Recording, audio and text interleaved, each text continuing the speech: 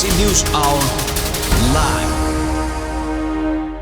शान्ति प्रक्रियामा आएको 1 वर्षमै शक्तिखोर शिविरमा माओवादी अध्यक्ष पुष्पकमल दाहालले नियोजित रूपमा छापामार संख्या बढाउन सफल भएको बताएपछि त्यो श्रव्य दृश्यसहित बाहिर आएको थियो। त्यो भिडियो छापामार संख्या बढाएको खुलासा मात्र थिएन, गैर सैन्य समूहलाई समेत शिविरभित्र हुलेर अनुचित लाभ लिएको स्वीकारोक्ति पनि थियो। अझ उनीहरूको भरण पोषण र स्वैच्छिक अवकाश रोज्ने लडाकुको नाममा विनियोजित रकम समेत माओवादी नेतृत्वले हडपेको स्वयं पीडित लडाकुले सार्वजनिक रूपमै बताएका थिए। उनीहरूले त्यसको सङ्गठित विरोध गर्दा न माओवादी नेतृत्वले सुन्यो न त राज्यका निकायहरूले नै वास्ता गरे। अर्थात् लडाकुलाई देखाएर राज्य कोषबाट लिएको रकम कब्जा गर्ने माओवादी नेतृत्वको भ्रष्टाचार संरक्षण गर्न सिङ्गो राज्य संयन्त्र नै प्रयोग भएको सबै सामु छर्लङ्ग छ। त्यसपछि पनि जब जब माओवादी सत्तामा पाइला टेक्छ, हरेक पल्ट उसले कुनै न कुनै बहानामा जनताले घाँस काटेर बुझाएको राजस्व आफ्ना कार्यकर्ताका नाममा निकासा लिइरहेको छ। यसैको ताजा संस्करण हो दाहाल नेतृत्वको सरकारले अयोग्य लडाकुलाई जनहित 2 लाखका दरले हुने 80 करोड 16 लाख रुपियाँ बाँड्ने निर्णय। अनौठो त के भने त्यही सरकारका अर्थमन्त्री प्रकाश शरण महत उक्त कार्यविधिबारे अनभिज्ञता प्रकट गरी पानीमाथिको ओभानो बन्दैछन्। जबकि अर्थतन्त्र सङ्कटापन्न रहेका बेला ढुकुटीलाई भार पर्ने गरी माओवादीले कार्यकर्ता पोस्न खोजेपछि जनस्तरबाटै विरोध भइरहेको छ। तर ढुकुटीको साँचो बोकेर बसेका मन्त्री महत थाहा छैन भनेर पन्छिँदैछन्। के उनलाई सरकार अविछिन्न उत्तराधिकारीवाला संस्था हो भन्ने पनि थाहा छैन? दाहालले अर्थ मन्त्रालय सम्हाल्दा गरेको निर्णयलाई मौजुदा अर्थमन्त्रीले थाहा छैन भनेर धर पाउँछन्? अझ यस प्रकरणमा एमाले पनि चर्को स्वर गर्नुको कुनै अर्थ छैन, किनभने अयोग्य लडाकुको नाममा कार्यकर्तालाई पैसा बाँड्न 2073 सालमा तत्कालीन अर्थमन्त्री विष्णु पौडेलले पनि बजेटमा व्यवस्था गरिदिएका थिए। त्यसैले सार्वजनिक खपतका लागि विरोध गर्न छाडेर सबैले आफ्नो चरित्र सुधार्नुपर्छ। माओवादी लडाकुका नाममा अहिलेसम्म भएको सबै खर्चको एकमुष्ट छानबिन गरी अख्तियारले दोषीलाई कानुनको कठघरामा उभ्याउन सकोस् र मुलुकमा सुशासनका लागि काम गर्ने संस्था पनि जिउँदा छन् भन्ने प्रमाण दिन सकोस्।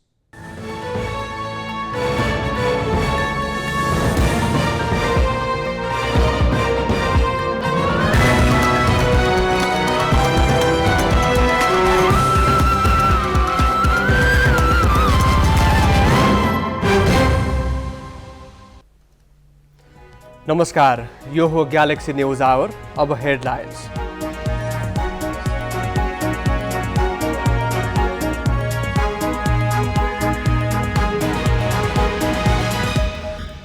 प्रतिनिधि सभाले 4.5 महिनापछि बनायो संसदीय समिति। संवैधानिक परिषद ऐन संशोधन सहित 3 विधेयक दफावार छलफलका लागि समितिमा पठाइयो। लुम्बिनी र गण्डकी प्रदेशमा नयाँ मन्त्रीमण्डल गठन। गण्डकीमा 2 र लुम्बिनीमा 3 मन्त्रीलाई बिना विभागीय नियुक्ति। अयोग्य लडाकुलाई जनहित 2 लाख रुपैयाँ दिने सरकारी निर्णयको संसदमा चर्को विरोध। अर्थमन्त्री भन्छन् मलाई जानकारी छैन। एमाले सांसद कोइरीको बिरामी बिदा स्वीकृत गर्न खोजेपछि संसदमा हंगामा। पूर्व गृहमन्त्री लामिछाने भन्छन् कोइरी बिरामी होइन, फरार अभियुक्त हुन्। र शहीद स्मारक ए डिभिजन लिगमा एनआरटीसँग 3 स्टार 1-0 गोलले पराजित। 3 स्टारले शीर्ष स्थानमा पुग्ने मौका गुमायो।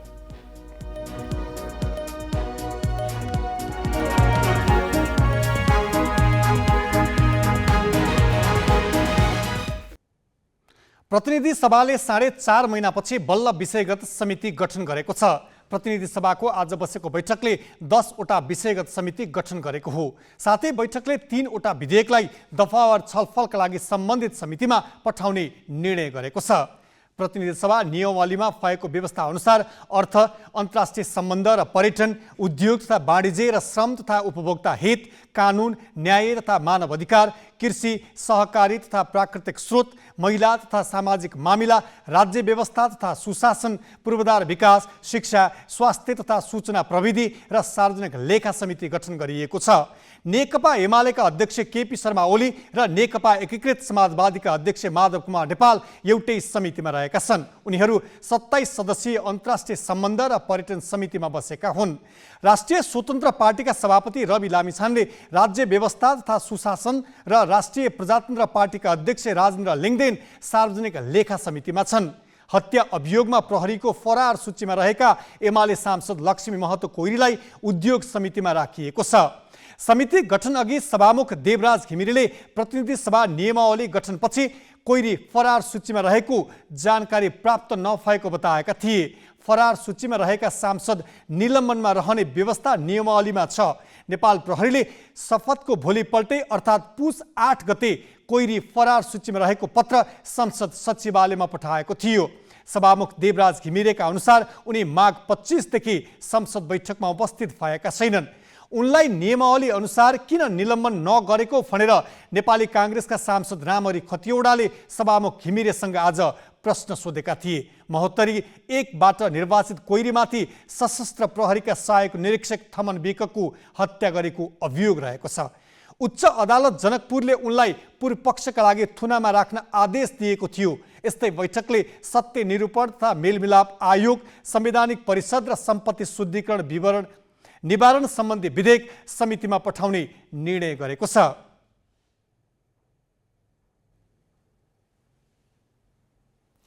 माओवादीका तत्कालीन अयोग्य लडाकुलाई जनहित 2 लाख रुपियाँ दिने सरकारी निर्णयको संसदमा चर्को विरोध भएको छ।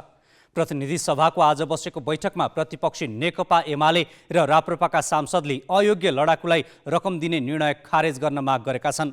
बैठकमा मन्त्री परिषदले चैत 6 गते द्वन्द्वकालका अयोग्य लडाकुलाई कार्यविधि बनाई राहत दिने निर्णय गरेकोमा त्यसमाथि आज प्रश्न उठेको हो। सरकारको त्यो निर्णय अनुसार गृह मन्त्रालयले वैशाख 6 मा कार्यविधि बनाइसकेको छ। एमाले र राप्रपाका सांसदले राज्यको ढुकुटीलाई आफ्नो पेवा जस्तो ठानेर अयोग्य लडाकुलाई पैसा नबाड्न सरकारको ध्यानाकर्षण गराएका छन्।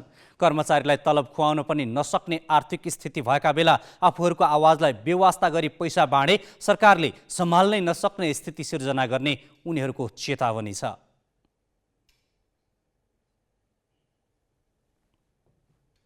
हिजो अनमिलले प्रमाणीकरण गरेका लडाकुहरूपछि जुन पुनः प्रमाणीकरण हुँदाखेरि त्यति बेला 2451 जना को व्यक्ति थिए भन्ने कुरा यकिन गर्न सकिएन। ती व्यक्ति कहाँ रहे थाहा भएन। तिनका नाममा 95 करोड रुपियाँ पैसा तत्कालीन नेकपा माओवादीको नेतृत्वले पैसा बुझेर लिएर गयो। त्यो पैसा कहाँ गयो?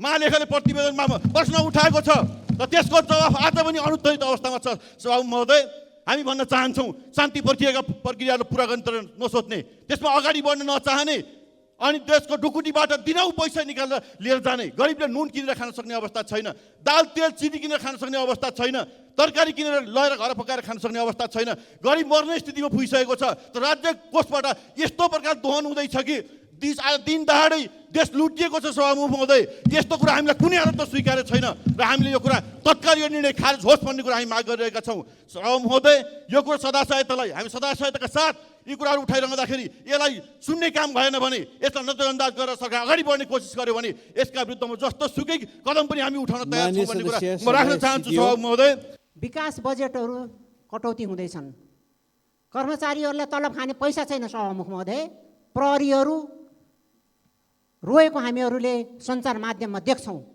तर यो सरकारले क्याबिनेटमा के निर्णय गर्छ भने 1 अरब 40 लाख आफ्नो अयोग्य लडाकुहरूलाई बोनस पुरस्कार दिन थालेछ। यो कस्तो न्याय हो? के माओवादीको लडाकुहरूलाई त्यत्रो पैसा हामीले तिरेको ट्याक्स, नेपालीहरूको लागि आएको अनुदान र निमुखा जनताहरूलाई मारेर ल्याएको पैसा चाहिँ त्यहाँ दिनु पाइन्छ? यो कसैको घरको सम्पत्ति होइन। सभामुख महोदय, सत्तारूढ नेपाली कांग्रेसका सांसदले समेत पैसा बाँड्ने निर्णय कार्यान्वयन नगर्न सरकारको ध्यानाकर्षण गराएका छन्। उनीहरूले रकम बाँड्न भन्दा रोजगारी दिनेतर्फ ध्यान दिन आग्रह गरेका छन्। अयोग्य लडाकुको बारेमा सबै देशका नागरिक योग्य छन्, अयोग्यले त 2 लाख पाउने हो भने योग्यले कति पाउने सरकारले निर्णय गरोस्, अयोग्यलाई होइन योग्यलाई पनि निर्णय गरोस् भनेर अनुरोध गर्न चाहन्छु। अहिले आर्थिक अवस्था कमजोर भइरहेको बेलामा अयोग्यका नाउँमा सरकारले रकम दिने काम बन्द गर्नुपर्छ। यो काम सहजताका रूपमा देशमा लोकतन्त्र ल्याउनका लागि गरेको योगदानका रूपमा गरिने हो भने देश सजग भए अनुसारमै गरियोस्, यो बन्द गरियोस् भनेर अनुरोध गर्न चाहन्छु। अयोग्य लडाकुलाई 2-2 लाख रुपियाँ दिने निर्णय भएको भन्ने कुरा विभिन्न माध्यमबाट बाहिर आइरहेको छ। यस्तो आर्थिक सङ्कटको बेलामा यो निर्णय अपारदर्शी ढङ्गले संसदलाई छाडेर गर्नु स्वाभाविक होइन। त्यसकारण म सर्वप्रथम सभामुख मार्फत सरकारलाई माग गर्न चाहन्छु, यो विषयमा के भएको हो यथार्थ जानकारी सदनलाई गराइयोस्। माओवादी केन्द्रका सांसदले भने अयोग्य लडाकुलाई पैसा बाँड्ने घोषणा एमाले नेतृत्वको सरकारले 2073 बजेट मार्फत नै गरेको भन्दै अहिले विरोध गर्नुको औचित्य नरहेको बताए। युद्ध लडेर आएका महान लडाकुहरू योद्धाहरूलाई जसले वीरताको गाथा कोरे, जसले वीरताको सङ्कल्प गरे, जसले यो सिङ्गै व्यवस्था परिवर्तनका लागि बलिदान गर्नका लागि तयार भए, तपाईँ तिनलाई अपमान गर्ने? यही हो तपाईँ अस्ति भर्खर नारायण हिटी अगाडिपट्टि गरेका सङ्घर्ष, रत्न पार्कको वरिपरि गिर्जाबाउको टाउको फुटाएको कुरा सजिलै बिर्सने? यही हो राजनीतिक धर्म, यही हो संस्कार संस्कृति। त्यसैले म गम्भीरतापूर्वक तपाईँहरूलाई भन्न चाहन्छु, 2 लाख ठुलो मूल्य होइन।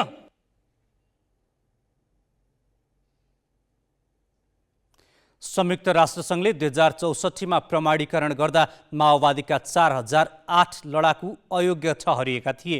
अयोग्य लडाकुलाई रकम बाँड्ने कुरा कुनै पनि सम्झौतामा उल्लेख छैन।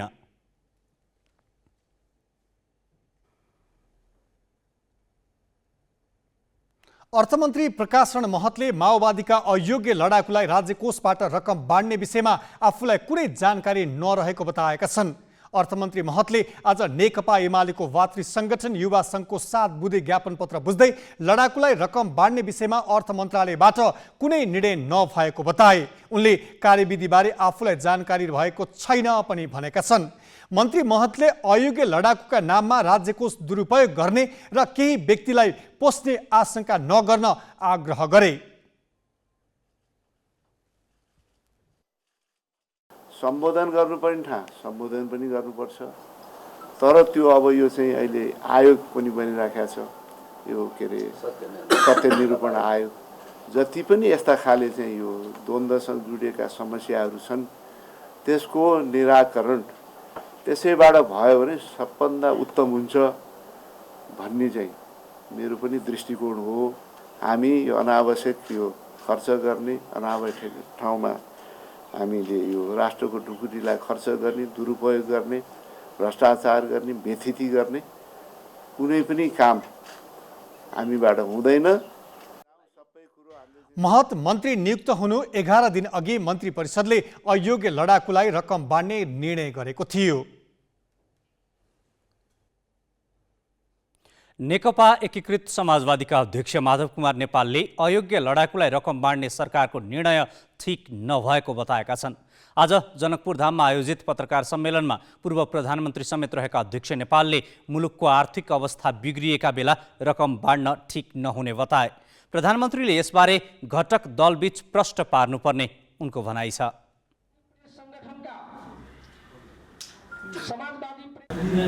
लडाकुलाई या कसैलाई पीडितलाई अब रकम दिँदै जाने तरिका पनि ठिक होइन। मैले यस बारेमा पनि मैले प्रधानमन्त्रीसँग कुरा उठाएको हुँ। उहाँले नयाँ रकम हामीले के पनि दिएको छैन भने मलाई जवाफ दिनु पर्यो, किनभने यो तरिका अपनाउन थाल्ने हो भने एक त राज्यको अहिले आर्थिक अवस्था नै राम्रो छैन, राम्रो नै भए पनि परिपाटी राम्रो बस्दैन।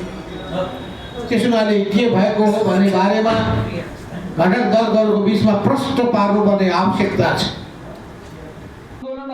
अध्यक्ष नेपालले उपनिर्वाचनको मत परिणामले मुख्य राजनीतिक दलहरूलाई चुनौती थपिएको बताए। मुख्य दल नसचिए आउने दिन थप जटिल हुने उनको भनाइ छ। अब केही न्युज संक्षेपमा।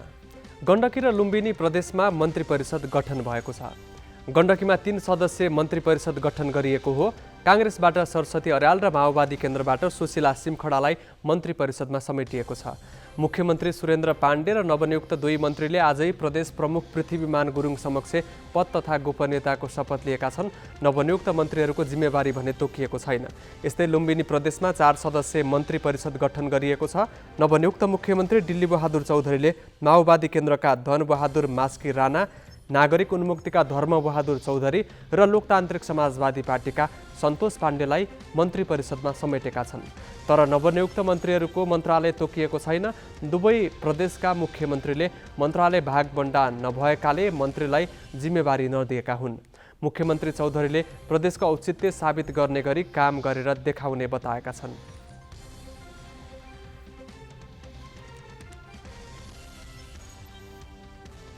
राष्ट्रिय स्वतन्त्र पार्टीले तत्काल सरकारमा जाने वातावरण नरहेको बताएको छ। राष्ट्रिय स्वतन्त्र पार्टीका सभापति रवि लामिछानेले आज सिंहदरबारमा सांसद पदको शपथ लिएपछि सञ्चारकर्मीलाई संक्षिप्त प्रतिक्रिया दिँदै यथास्थितिमा सरकारमा जाने विषयमा पार्टीले अहिले केही नसोचेको बताए।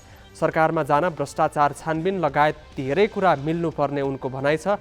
उनले सरकारलाई दिएको समर्थन फिर्ता लिने विषयमा भने पार्टीमा गम्भीर छलफल गर्ने तर सरकार परिवर्तनको खेलमा नलाग्ने बताए। हामी अस्थिरता नहोस् भन्ने चाहन्छौँ, एकदमै सही। मुलुकमा एउटा जिम्मेवार राजनीतिक दलले मुलुकमा अस्थिरता नहोस् भन्ने कुरा सोच्नु पर्दछ। तर अस्थिरता नहोस् भनिरहँदा सरकारले आफ्ना न्यूनतम आफूलाई समर्थनमा पाइरहनु पर्ने न्यूनतम एउटा ठाउँ राख्नुपर्ने, त्यो ठाउँ राखेको छ कि छैन, त्यो एउटा साँच्चै नै एउटा मूल्याङ्कन, पुनर्मूल्याङ्कन र पुनरावलोकनको विषय बनेको हुनाले यसमा हामी गम्भीर ढङ्गले पार्टीमा संसदीय दलमा छलफल गरेर मात्र गरेका छौँ। राष्ट्रिय स्वतन्त्र पार्टीले माओवादी केन्द्रका अध्यक्ष पुष्पकमल दाहाललाई प्रधानमन्त्री नियुक्त गर्न पुस 10 मा समर्थन जनाएको थियो। लामिछानेले आज राष्ट्रिय स्वतन्त्र पार्टीका सोडिम वाग्लेसँगै सांसद पदको शपथ लिएका हुन्। वैशाख 10 गते भएको उपनिर्वाचनमा लामिछाने चितवन 2 र वाग्ले तनहु 1 बाट फराकिलो मतान्तर सहित निर्वाचित भएका थिए। लामिछानेले निकटतम प्रतिस्पर्धीलाई करिब 43,000 मतले हराएका थिए। 12-2 बाट निर्वाचित जसपा अध्यक्ष उपेन्द्र यादव भने 12 मै रहेकाले उनको शपथ भएन।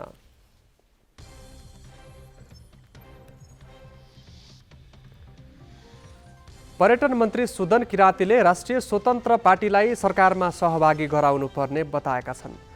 पर्यटन बोर्ड र होटल व्यवसायी महासङ्घले आज काठमाडौँमा गरेको कार्यक्रममा मन्त्री किरातीले राष्ट्रिय स्वतन्त्र पार्टीका सभापति रवि लामिछाने अत्यधिक मतले निर्वाचित भएकाले उनलाई रोजेको मन्त्रालय दिनुपर्ने बताए।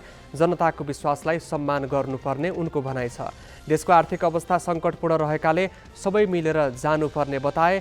र जो अत्याधिक मतले जितेर आउनुभएको छ रवि लामिछानेजी, उहाँलाई छानेको मन्त्रालय दिएर लैजाउँ भन्छु म।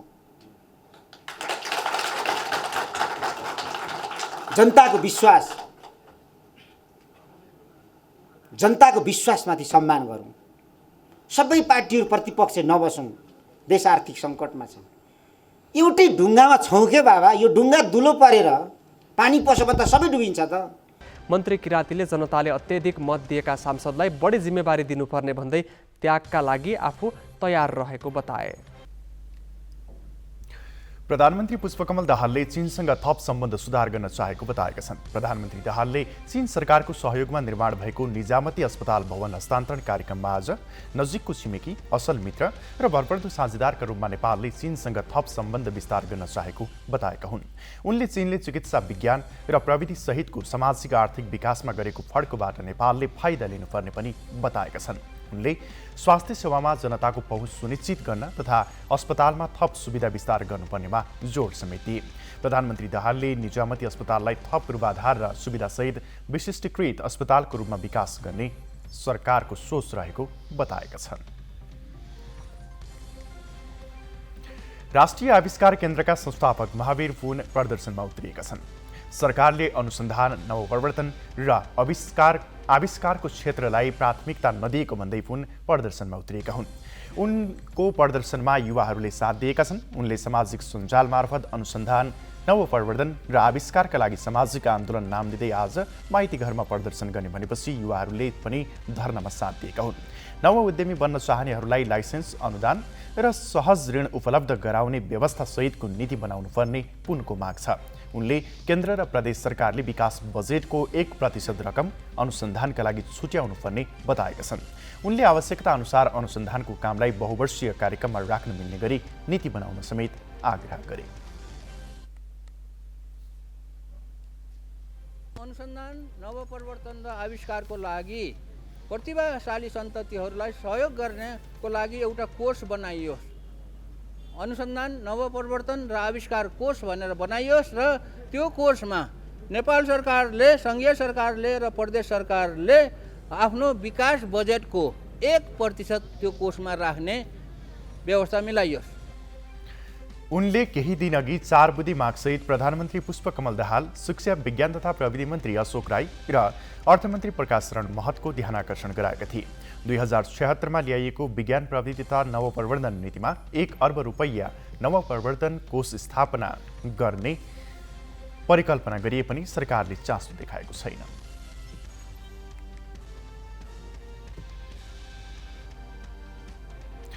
संसदको हिउँदे अधिवेशन अन्त्य भएको छ।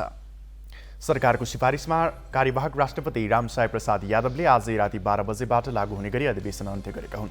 गत मङ्सिर 4 गतेको निर्वाचनबाट प्रतिनिधि सभा गठन भएपछिको यो पहिलो अधिवेशन पनि हो।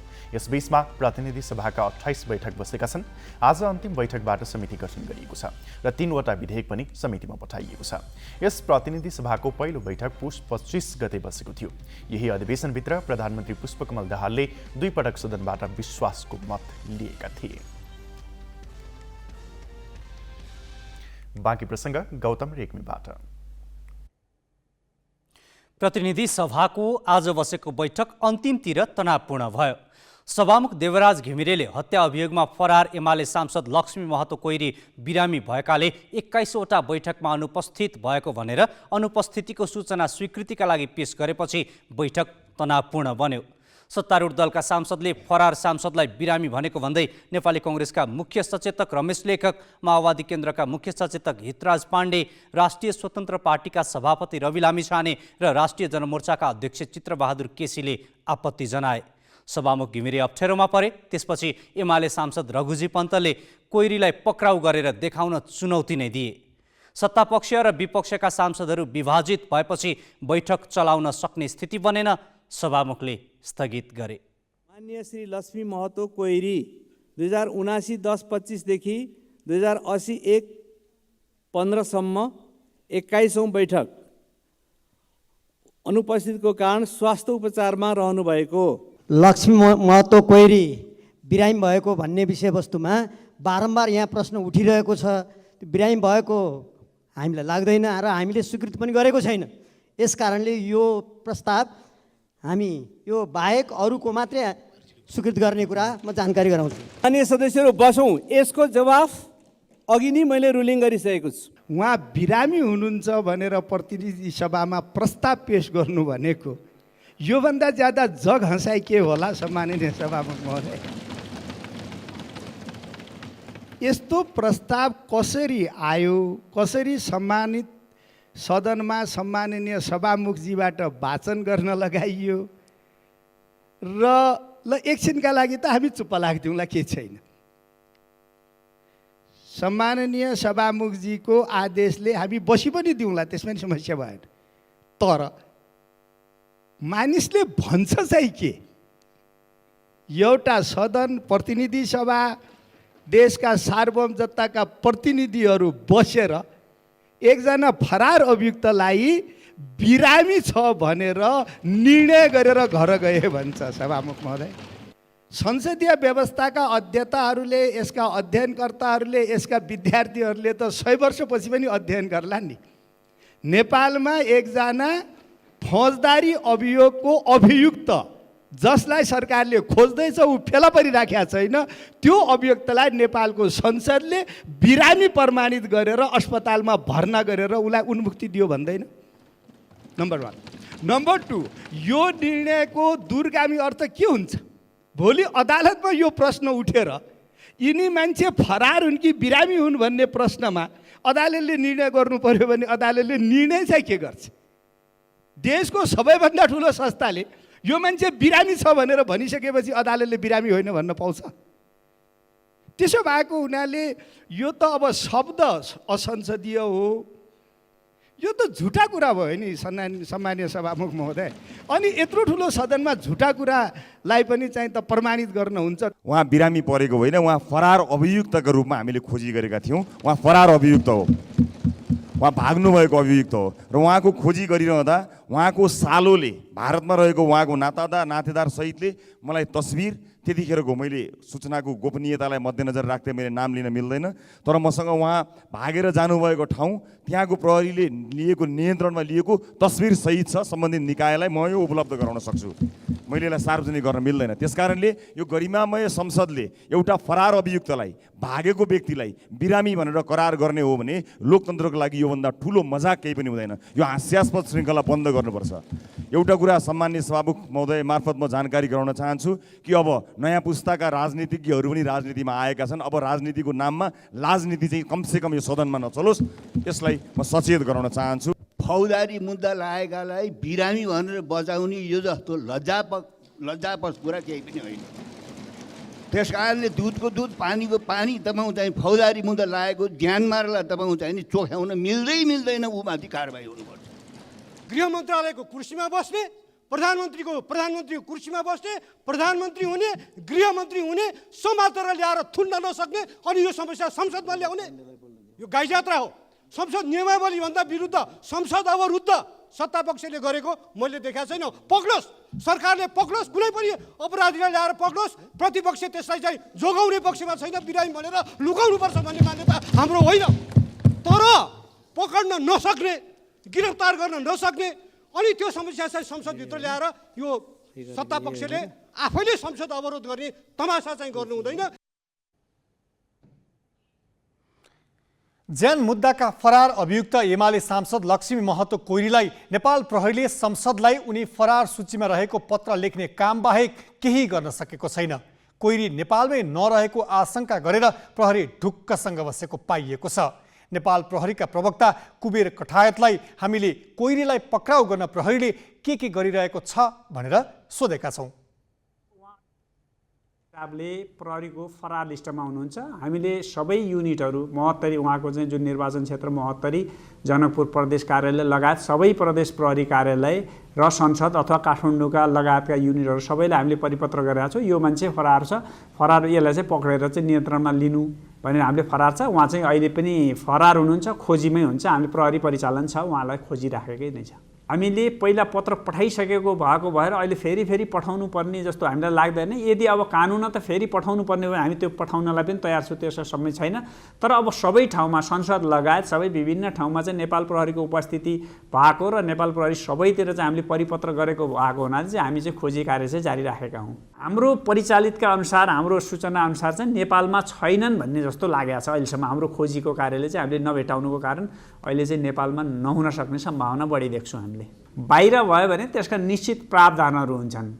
त्यसलाई चाहिँ रेड कर्नर नोटिस जारी गर्नेदेखि लिएर होला, त्यो चाहिँ इन्टरएक्सचेन्जका कुराहरू हुन्छ। त्यो कानुन त जाने प्रक्रिया एउटा ठाउँमा भयो भने पहिलो चरणमा त हामीले चाहिँ फरार मान्छेलाई त पुलिसले नै आफ्नो म्यान पावरलाई युज गर्ने अथवा टेक्नोलोजी युज गरेर नियन्त्रणमा लिने हो। हामी त्यसमा चाहिँ व्यस्त छौँ, हाम्रो प्रहरी परिचालित नै छ। अब यसको प्रोसेस छ, यसलाई चाहिँ अब किनभने उहाँ सांसद भएको भएर यसलाई चाहिँ अब संसदबाट स्वीकृति लिनुपर्नेदेखि लिएर अब परराष्ट्रका कुराहरू छन्, हाम्रो सबै छ। त्यो प्रक्रिया पछि आवश्यक पर्यो भने हामी त्यो प्रक्रियामा पनि जान सक्छौँ। अब केही न्युज संक्षेपमा। सरकारले आज देशैभर बृहत्तर खोप अभियान सञ्चालन गरेको छ। खोप लगाउन छुटेका 5 वर्ष मुनिका सबै बालबालिकालाई लक्षित गर्दै अभियान सञ्चालन गरिएको स्वास्थ्य तथा जनसङ्ख्या मन्त्रालयले जनाएको छ। देशभरका सबै सरकारी स्वास्थ्य संस्थाबाट राष्ट्रिय खोप तालिका अनुसार 15 महिनाभित्र लगाउनु पर्ने सबै खोपको मात्रा पुरा गर्न स्वास्थ्य मन्त्रालयले अपिल गरेको छ। यस्तै नियमित खोप लगाउन छुटेका 5 वर्ष मुनिका सबै बालबालिकालाई पनि नजिकैको स्वास्थ्य केन्द्र तथा स्वयंसेविका मार्फत खोप लगाउन सकिने मन्त्रालयको सूचनामा उल्लेख छ। बृहत खोप र खोप अभियान नाम दिएको उक्त अभियान वैशाख 31 गते पनि सञ्चालन गरिने स्वास्थ्य मन्त्रालयले जनाएको छ। आज खोप लगाउन छुटेका बालबालिकालाई ध्यानमा राखेर उक्त दिन पनि खोप लगाउने प्रबन्ध मिलाइएको मन्त्रालयले जनाएको छ। राष्ट्रिय खोप तालिका अनुसार बच्चा जन्मने बित्तिकै BCG, जन्मेको 6 हप्ताभित्र रोटा पोलियो र 15 महिनामा दादुरा रुबेला लगायतका खोप लगाउने गरिन्छ। स्वास्थ्य तथा जनसङ्ख्या मन्त्रालयले डेङ्गु सङ्क्रमण नियन्त्रणका लागि आजदेखि हरेक शुक्रबार अभियान सञ्चालन गर्ने भएको छ। मन्त्रालयले सार्वजनिक सूचना जारी गर्दै हरेक शुक्रबार बिहान 10:30 बजे 10 मिनट अभियान सञ्चालन गर्न सबैमा अनुरोध गरेको छ। सङ्क्रमण नियन्त्रणको लागि अभियान सञ्चालन गरी सबै सरकारी तथा सार्वजनिक कार्यालयले आफ्ना कार्यालय हाताभित्र र वरपर अनिवार्य रूपमा सरसफाइ गर्न सरकारको आग्रह छ। अभियानमा सहभागी हुन सम्पूर्ण कर्मचारीलाई मन्त्रालयको आग्रह छ। गत वर्ष डेङ्गु सङ्क्रमणबाट धेरै मानिस प्रभावित भएको स्मरण गराउँदै मन्त्रालयले यस वर्ष समयमै सचेतना अपनाउन अभियान सञ्चालन गर्न लागि प्रश्न पारेको छ।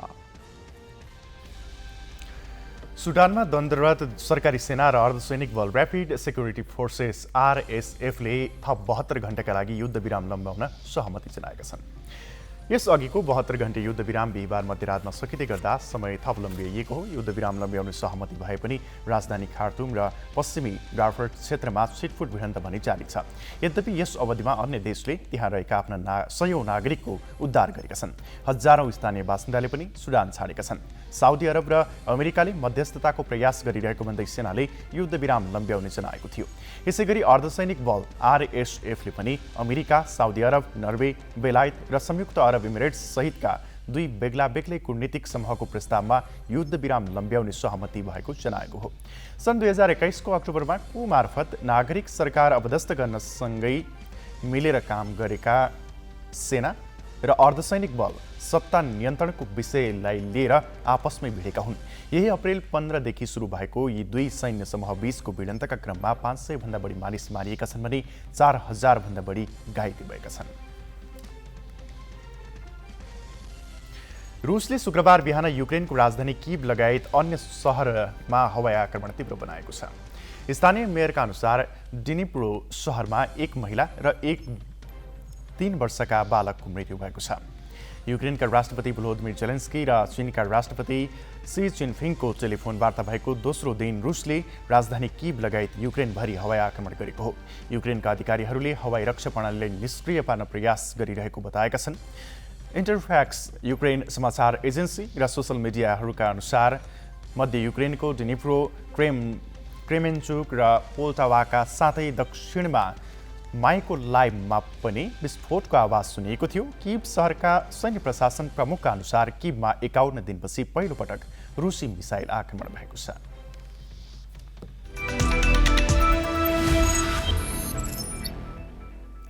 शहीद स्मारक ए डिभिजन लिगमा 3 स्टार क्लबले लिगको शीर्ष स्थानमा उक्लने मौका गुमाएको छ।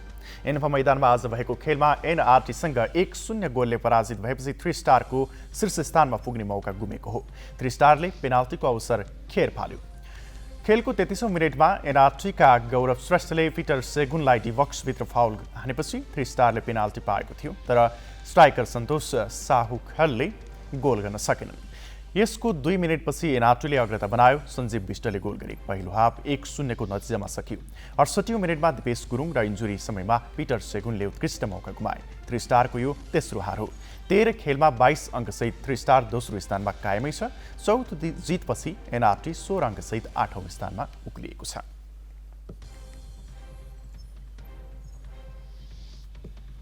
बाँकी प्रसङ्ग नवराज पाण्डेबाट। सरकारले मल खरिद गर्न कृषि सामग्री कम्पनीलाई 70 र साल ट्रेडिङ कर्पोरेसनलाई 30% बजेट छुट्याउँछ। तर पछिल्लो समय कृषि सामग्री कम्पनीले समयमा मल खरिद गर्न नसक्ने बताएपछि साल ट्रेडिङलाई मात्रै छोटो बाटोबाट 92,000 मेट्रिक टन मल खरिद गर्ने जिम्मा दिएको छ।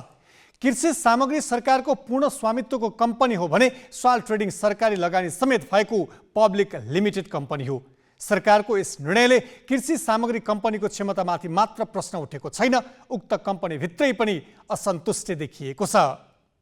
नेपाल र भारत सरकारबीच G2G प्रक्रिया मार्फत मल खरिद गर्ने सम्झौता भए पनि पछिल्लो पटक 7.5 अर्बको मल छोटो बाटोबाट खरिद गर्ने सरकारले निर्णय गर्यो। मल किन्ने जिम्मा साल ट्रेडिङलाई मात्र दिएपछि सरकारको पूर्ण स्वामित्वमा रहेको कृषि सामग्री कम्पनीको क्षमतामाथि प्रश्न उठेको छ। कम्पनीले कृषि मन्त्रालयलाई गत फागुन 15 गते पत्र पठाउँदै सरकारले भनेको समयमा मल ल्याउन असमर्थ रहेको जनाएको थियो। सरकारले सुनिश्चित गरिदिएको सो बजेट मार्फत 92,000 मेट्रिक टन मल खरिद गर्न साल ट्रेडिङले प्रक्रिया अघि बढाइसकेको छ। सरकारको पूर्ण स्वामित्वमा रहेको कृषि सामग्री कम्पनीले हालका दिनहरूमा गरिरहेको काम नै मल खरिद मात्र रहेको छ। सरकारले यस कम्पनीलाई 70 र साल ट्रेडिङलाई 30% बजेट निकासा गरेर मल खरिदको जिम्मा दिन्छ। तर यसपालिको वार्षिक योजनामा पर्ने बाहेकको थप मल खरिदको जिम्मा साल ट्रेडिङलाई मात्र दिएपछि सरकारी स्वामित्वमा रहेको कम्पनीको क्षमता प्रश्नको घेरामा परेको छ। यता कृषि कम्पनीले भने सरकारले बेलैमा बजेट नदिँदा तोकिएको समयमा मल खरिद गर्न असमर्थ रहेको तर्क गरेको छ। सरकारले पहिल्यै बजेट एस्टुरेन्स नगरिदिने, अनि फागुनमा आएर चाहिँ ल बजेट अलिकति थप भयो तिमीहरू मल ल्याउनुपर्छ, ल लेखेर देऊ मल ल्याउँछु भनेर भने हामीले ऐन कानुनलाई तोडेर मल ल्याउँछु भनेर गर्न नसक्ने कुरालाई भन्न पनि मिलेन। हामी कोसिस गर्छौँ भने अब हामीले त्यो बेलाको म्यानेजमेन्ट, म त त्यतिखेर म्यानेजमेन्ट पनि थिइनँ, त्यो बेलाको म्यानेजमेन्टले चाहिँ हामीलाई चाहिँ नियम कानुन प्रक्रिया पुर्याउँदा करिब 6-7 महिना लाग्छ होइन। अब फागुनमा आएको कुरालाई अब 3-4 महिनाभित्र हामीले मल ल्याउन सक्ने अवस्था पनि त्यति रहेन। कृषि सामग्री कम्पनीले बोलपत्र प्रक्रियाबाट मल ल्याउन 5 महिना लाग्ने जनाएको छ। तर G2G मार्फत मल ल्याउन अनुमति दिए 3 महिनामा मल ल्याउन सकिने बताए पनि सरकारले साल ट्रेडिङलाई मात्र मल खरिद गर्न दिएको कम्पनीको भनाइ छ। यदि G2G दिनुहुन्छ भने र बजेट व्यवस्था हुन्छ भने हामी G2G मा ल्याउन चाहिँ सक्छौँ। G2G मा 3 महिनामा ल्याउन सकिन्छ होइन। त्यो किनभने एडभान्स पिओ पठाएपछि अनि फेरि उसले एक्सेप्ट गर्छ, अनि एडभान्स पठाउँ त्यसपछि सामान आउँछ भने 3 महिनामा ल्याउन सकिन्छ G2G मा। बरु त्यो चाहिँ गर्न सक्छौँ हामी। अब टेन्डरबाट हो भने हामीलाई पहिले नै इन्फर्मेसन चाहिन्छ भन्ने हो।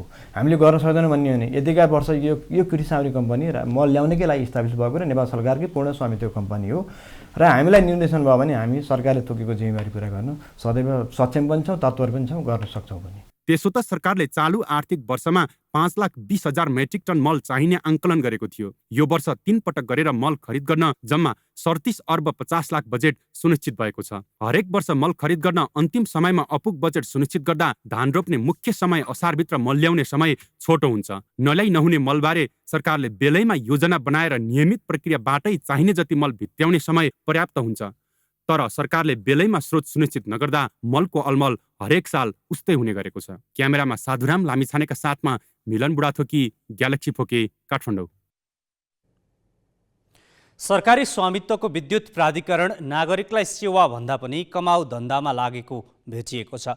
मकवानपुर स्थित नेपाल विद्युत प्राधिकरण पालुङ वितरण केन्द्रको गोदाममा राखिएको तार लगायतका विद्युतीय सामग्रीको पर्याप्त उपलब्धता भए पनि भण्डारण सकिएको भन्दै उपभोक्तालाई प्राधिकरणकै ठेकेदार मार्फत सामग्री खरिद गर्न लगाएको तथ्य फेला परेको छ। नेपाल विद्युत प्राधिकरण पालुङ वितरण केन्द्रको क्षेत्राधिकारमा पर्ने थाहा नगरपालिका 11 स्थित कुवापानी लिफ्टिङ खानेपानी आयोजनाका लागि प्राधिकरणले 8,50,000 को विद्युत सामग्री मात्रै आवश्यक पर्ने अनुमानित लागत उपभोक्तालाई दियो। यता विद्युत सामग्री ढुवानी, जडान, जनश्रमदान लगायतका शीर्षकका लागि थाहा नगरपालिकाको 15 लाख र चोइस नेपाल गैर सरकारी संस्थाको 25 लाख रुपियाँको लागत इस्टिमेट पनि प्राधिकरणबाटै तयार भयो। तर प्राधिकरणका प्राविधिक मधुसूदन चौधरीले इस्टिमेटमा भएका सामग्री केही मात्र प्राधिकरणमा उपलब्ध हुने भन्दै थप सामग्री ठेकदार मार्फत खरिद गर्न लगाए। हामीले चाहिँ यहाँबाट मेमो लेख्छौँ, सामानहरू छ छैन भनेर स्टक लिस्टमा बुझ्छौँ। उहाँले चाहिँ सामान छैन भन्नुहुन्छ, त्यस पछाडि हामीले त्यो अनुसार चाहिँ रेकमेन्ड गरेर बाहिरबाट भन्छौँ सर। स्टोरले भन्ने हो सर हामीलाई। एकदम सर स्टोरले भने हो कि हामीले भनिरहेको छौँ। स्टोर प्रमुखले भने हो, छैन भने हो सर टोटेलमा। प्राविधिक चौधरीको व्यथिति त्यति बेला पुष्टि भयो जति बेला विद्युत प्राधिकरणको स्टोर शाखामा विद्युतीय सामग्री माग्नै नभएको र सो बेला सबै सामग्री स्टोरमा मौजुदा रहेको तथ्य फेला पर्यो। मलाई यो सामान दिनु भनेर उनीहरूलाई मेमो दिइसकेपछि मैले सामान दिने हो। हामीलाई पहिला त्यो कन्फर्म नै हुँदैन, त्यो थाहा नै हुँदैन त्यो उनीहरूलाई के भनेर। पहिला यहाँ सामान यो दिनु, यसको गेट पास बनाइदिनु भने आएपछि हामीले दिने हो। अनि त्यो एबिसी तारको मेमो थिएन, पोलको थियो र त्यो स्टे वायरको मात्र थियो। यता उपभोक्ता समितिको बैंक खातामा समेत गैर सरकारी संस्था चोइस नेपालका कर्मचारीको हस्ताक्षर प्रयोग हुने गरेको अर्को तथ्य फेला परेको छ। प्राधिकरणमा नाम मात्रैको रकम जम्मा गरेर बाँकी रकम ठेकेदारको खातामा जम्मा गरिएको छ। सामग्री खरिदका लागि ठेकेदारको खातामा आफूले नै रकम जम्मा गरेको चोइस नेपालले स्वीकारेको छ। हामीलाई चाहिँ सामग्री सप्लाई गर्ने संस्था चाहिँ अभ्यास स्टेटस हो, हामीले उसले दिन्छ, उसले गर्ने गरेको छ भन्ने कुरा हुन्छ यहाँ प्राधिकरणमा सधैँ। अनि उसलेलाई लगेर बुझाइसकेपछि उसैले लगेर नाप्ने गर्ने कति पोल लाग्छ सबैले उसले इस्टिमेट गरेर गरिदिने भएको भएर हामीले सोझै उसलाई बुझाउँछौँ सर त्यो कुरो त। उपभोक्ता समितिलाई विद्युत सामग्री प्राधिकरणबाटै उपलब्ध भएको मात्रै जानकारी छ। यसमा ठेकेदारबाट सामग्री खरिद गरिएको भन्ने विषयमा उपभोक्ता समिति बेखबर छ। उपभोक्ता आफैले पोल तार जस्ता सामग्री ढुवानी गरेको उपभोक्ता समितिको भनाइ छ। नागरिकलाई पोल र तार बोकाएर ढुवानी बापत आउने रकम कर्मचारी आफैले अपचलन गरेको घटना यसअघि पनि सार्वजनिक भइसकेका छन्। पालुङ वितरण केन्द्रमा पनि सोही घटना दोहोरिएको आशंका गरिए पनि पुष्टि भने हुन सकेन। नौवटा पोलको त पैसा यही समितिबाट तिरेको छ। हजुर सर। कहाँ लगेर तिर्नुभयो? विद्युत प्राधिकरण लगेर। कसले तिरेको? यही चोइस नेपाल र चोइस नेपालको उसबाट के अरे हाम्रै समितिको उसबाट चेक काटेर दिएको सर। ठेदार मार्फत होइन त? हजुर। जस्तो तपाईँले ठेदार मार्फत चाहिँ पैसा दिनुभयो? ठेकदारलाई भन्दा नि यो त उसमै पैसा दिएको हो प्राधिकरणमै अफिसमै। कति लाग्यो? 9 लाख चान्चुङ गएको छ। प्राधिकरणको पालुङ वितरण केन्द्रमा कार्यरत सहायक इन्जिनियर रामविलास राय 1 वर्षदेखि जिम्मेवारी विहीन छन्। तर कार्यालय प्रमुख बिरमान राजकोटीले कनिष्ठ कर्मचारी सुपरभाइजर मधुसूदन चौधरीलाई सबै कामको जिम्मा दिएको गुनासो कर्मचारी स्तरबाटै हुँदै आएको छ। जनतालाई पानी खुवाउने आयोजनामा समेत भ्रष्टाचारको गन्ध आउनुले सरकारी निकायका कर्मचारीमाथि प्रश्न उठ्ने प्रशस्त ठाउँ दिएको छ। यसको निर्मूलन र नियन्त्रणका लागि तालुकदार निकाय चुस्त बन्न आवश्यक देखिन्छ। ग्यालेक्सी 4K का लागि क्यामेरामा अनिश चौलागाईको सहयोगमा मकवानपुरबाट देवराज पन्तको रिपोर्ट।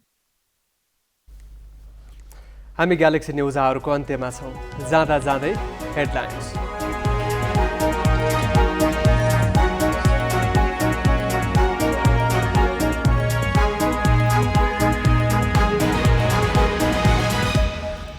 प्रतिनिधि सभाले 4.5 महिनापछि बनायो संसदीय समिति। संवैधानिक परिषद ऐन संशोधन सहित 3 विधेयक दफावार छलफलका लागि समितिमा पछाइ।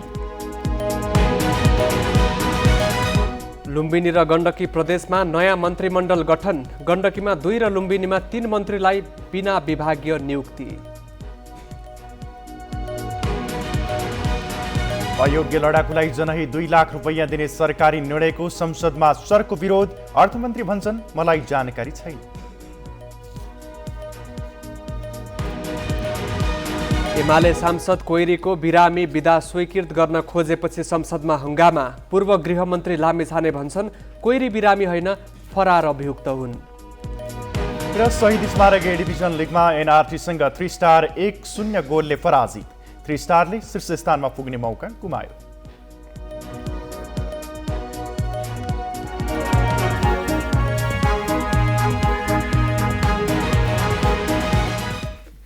आजलाई ग्यालेक्सी न्युज आवर सकियो।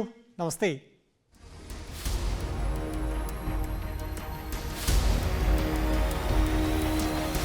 This is Galaxy News Hour Live.